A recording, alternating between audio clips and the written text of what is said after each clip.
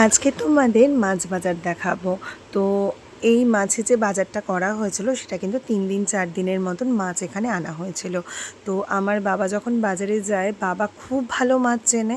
আর বাবা যখনই বাজারে যায় তখনই কিন্তু একদম ফ্রেশ টাটকা মাছগুলো বাবা খুব ভালো আনতে পারে। চলো তোমাদেরকে দেখাই। এখানে বেশ কিছুটা বাটা মাছ বাবা নিয়ে এসেছিল। এটা কিন্তু কেটে আর আনা হয়নি, এটা কাটতে হবে। আর এখানে বাবা নিয়ে এসেছিল বেশ গোটা গোটা লোটে।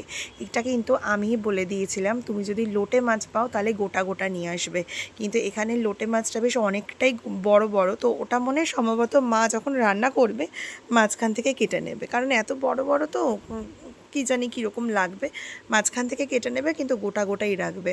বেশ ভালো লাগে, এটা ঝুড়ো ঠুড়ো ভালো লাগবে না, এটা একদম গোটা গোটাই ভালো লাগবে। আর এখানে এই দেখো, এটা হচ্ছে রিঠা মাছ। এই রিঠা মাছটা কিন্তু ভীষণ ফ্রেশ ছিল, দেখো পুরো রক্তটা কিন্তু লেগে মানে পুরো লাল একদম রিঠা মাছটা।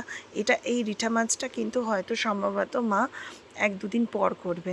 আর এইখানে যে মাছটা আনা হয়েছিল এটা আমি নিয়ে এসেছিলাম, মেয়েকে যখন স্কুল দিতে গেছিলাম তখন আমি এই মাছটা একদম টাটকা দেখেছিলাম বলে আমি নিয়ে নিয়েছিলাম।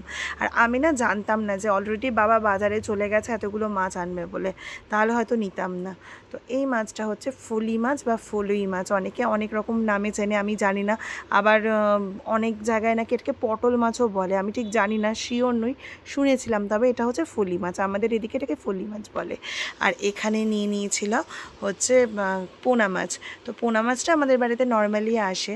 আর আজকে যেহেতু আনা হয়েছিল এই জন্য, আজকে যেহেতু মেয়ের বাবা ফিরছে, তো ও মেনলি বলেই দিয়েছিল যে আমি কিন্তু কোনো কিছু সেরকম খাবো না, সিম্পল একদম পাতলা করে রুই মাছের ঝোল খাবার, রুই মাছেরা কিছু খেতেও চায় না।